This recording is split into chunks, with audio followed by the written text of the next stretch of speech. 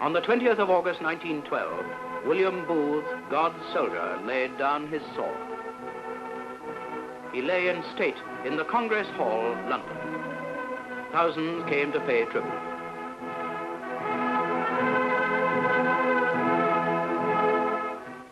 For the last time, he leaves the Army headquarters in Queen Victoria Street.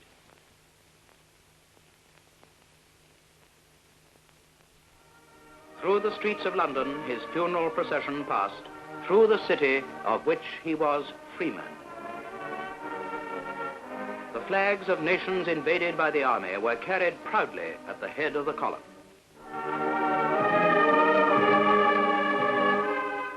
The whole traffic of this metropolis was arrested by one of the densest multitudes that ever thronged its thoroughfares.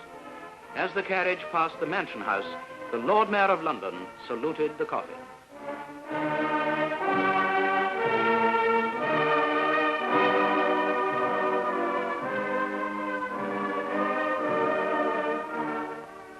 10,000 men and women from the ranks of the Salvation Army, specially selected to represent their comrades, walked behind their promoted leader, who had taught them to give their lives ministering to the poorest, the lowliest, and the lost.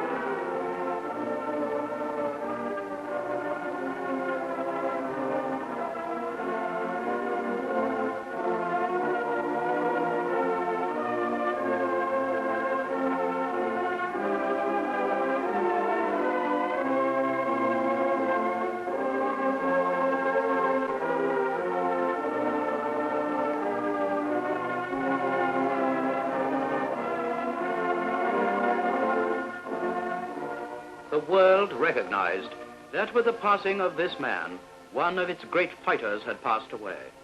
Messages of sympathy rained in from every quarter of the globe. Every newspaper of any consequence paid its tribute. No man ever finished his earth's battle with so universal a triumph.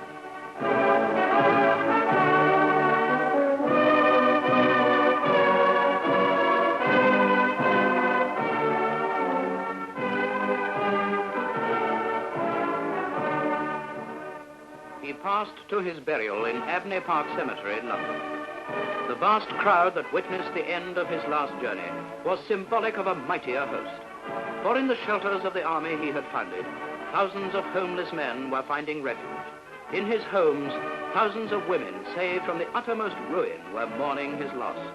In every continent, many there were, telling each other sorrowfully that the father who had sought them out and rescued them had passed from the world. And in countries as ancient as China and as new as America, tens of thousands were speaking of him as the man who had brought them comfort and strength.